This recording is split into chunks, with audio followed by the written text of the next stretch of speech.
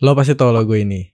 Dan lo pasti pernah dengar kalau pembuatan dan pengembangan logo ini itu seharga $225.000 atau senilai 4,8 miliar rupiah di tahun 2005. Dan itu ngejadiin logo ini tuh salah satu logo termahal di dunia cuy. Atau logo ini atau ini. Dan gue yakin kalian pasti mikir, bentuknya gitu doang, tapi kok bisa mahal ya? Gue bikin bentuk kayak gini di Microsoft Word kayaknya juga bisa deh. Nah, di video kali ini gue mau bahas kenapa logo yang bentuknya tuh simple harganya itu bisa mahal cuy. Jadi balik lagi di channel gue Sony April, tempat lo belajar desain grafis dan freelancer.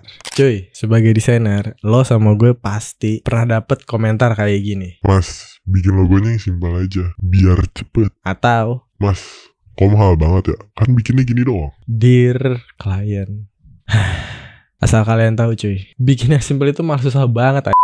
Ini tuh sampai Steve Jobs tuh pernah bilang, simple can be harder than complex. You have to work hard to get your thinking clean to make it simple. Sederhana tuh bisa lebih sulit daripada rumit. Kamu harus berusaha keras untuk menjernihkan pikiranmu agar menjadi sederhana. Maestro kayak Steve Jobs aja bisa lo bilang kayak gitu. Nah lu ongol-ongol, kok berani bilang kayak gitu aja kok mahal? Gua kasih contohnya nih, biar kita relate. Gua kasih contoh dari yang terkenal aja. Logo Nike. Nih, bentuknya gitu doang. Kalau orang Indonesia tuh nyebutnya checklist, tapi kalau orang luar kebanyakan bilangnya swoosh. Tapi cuy, sebenarnya logo itu tuh nyimbolin gerakan, movement, terus kecepatan. Dan fakta menariknya, itu juga nyimbolin sayapnya Dewi Nike, Dewi kemenangan di mitologi Yunani. Logo ini tuh dibikin sama Caroline Davidson tahun 1971. Nah saat itu, doi itu dibayar cuma $35. Saat itu ya, $35. Kalau dikonversi ke nilai sekarang tahun 2025, berdasarkan kalkulator inflasi Amerika, itu nilainya $279,9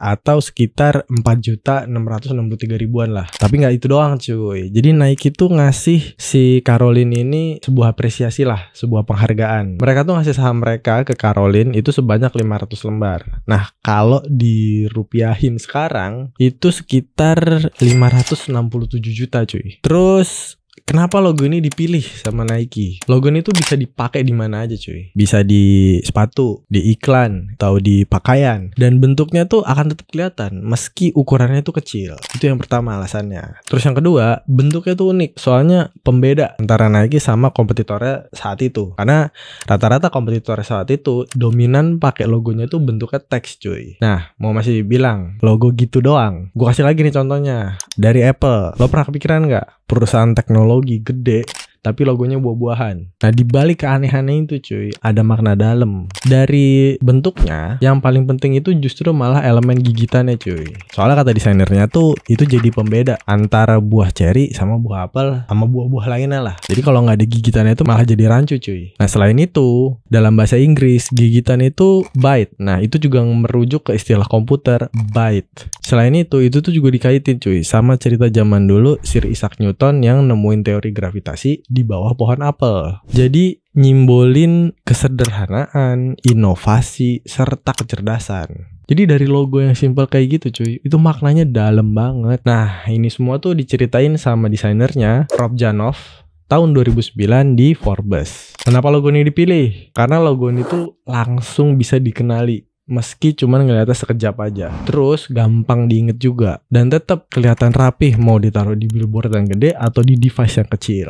Nah sekarang muncul nih pertanyaan, terus kenapa bisa mahal? Jadi intinya cuy, yang pertama itu dari prosesnya dulu cuy. Desain yang simpel itu bisa lahir dari proses yang panjang banget. Mulai dari riset audien, terus explore bentuk yang mewakili filosofi dan makna tertentu yang ingin dituju. Kalau udah jadi pun itu tuh masih ada prosesnya lagi cuy. Kayak ngetes elemen-elemen mana aja nih yang bisa dikurangin biar terlihat lebih simpel lagi. Dan itu yang ngebuat logo yang simpel itu mahal. Nah terus sekarang muncul dari kepala lu, kenapa sih emang logo itu harus simpel? Ya gak? Jadi gini cuy, jadi ada industrial designer asal Jerman namanya Dieter Rams. Dia tuh punya prinsip-prinsip desain yang terkenal. Dan banyak orang-orang tuh mengacu ke prinsip doi dalam membuat sebuah desain. Kabarnya sampai Steve Jobs aja itu tuh terinspirasi bikin produk Apple dari prinsip-prinsip doi cuy. Namanya 10 Principle of Good Design. Nah salah satunya itu bunyinya gini, good design is as little design as possible. Desain yang baik adalah desain yang seminimal mungkin, yang menekankan kesederhanaan dan fungsionalitas dengan menghilangkan elemen-elemen yang tidak penting dari sebuah desain. Pendekatan ini tuh juga dikenal sebagai less is more, memastikan bahwa sebuah desain itu tetap fokus pada tujuan utamanya sehingga menghasilkan produk yang lebih intuitif, efisien, dan ramah pengguna. Selanjutnya, desain yang simpel itu gampang diingat. Nah, karena kata prinsip Gestalt yang dikembangin sama 3 psikolog Jerman, Max Wertheimer, Kurt Koffka, dan Wolfgang Kohler, salah satu isinya itu namanya Law of Pregnance. The brain will simplify complex or ambiguous object into their simplest form, preferring clarity and order.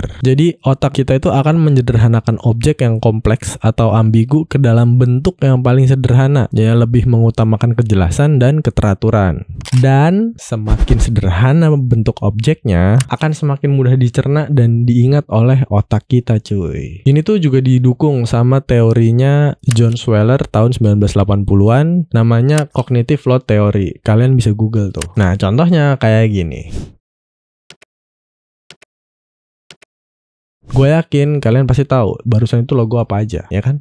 Terus yang ketiga dan mungkin yang terakhir, desain yang simpel itu bisa bertahan lama, cuy. Jadi desain yang simpel itu tuh nggak lekang sama waktu. Contohnya logonya Coca-Cola, dia itu cuma pakai 2 elemen, 1 warna, 2 typeface, atau yang biasa kalian sebut font.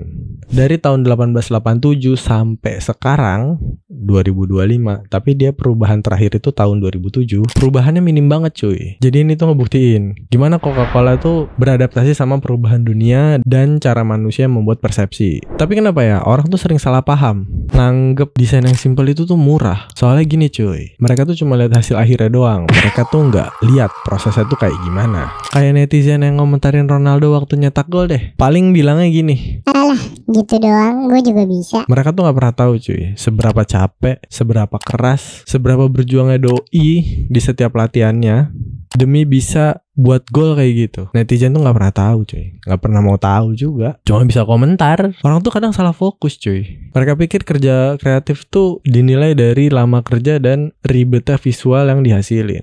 Padahal yang dinilai tuh impact-nya dari sebuah desain dan pemikiran di baliknya yang lama banget bikinnya. Makanya kalau ongol-ongol bilang, alah desain gitu aja gampang, jangan mahal-mahal lah. Nah kalau gampang, lu aja yang bikin, gak usah nyuruh desainer, gak usah nyuruh agensi buat riset, kagak usah, lu aja bikin sendiri. Nah terakhir, gue tunggu di kolom komentar, kita diskusi di bawah. Gue Sony, dan gue gak sabar buat ketemu kalian lagi di video selanjutnya. See you in the next video, bye-bye.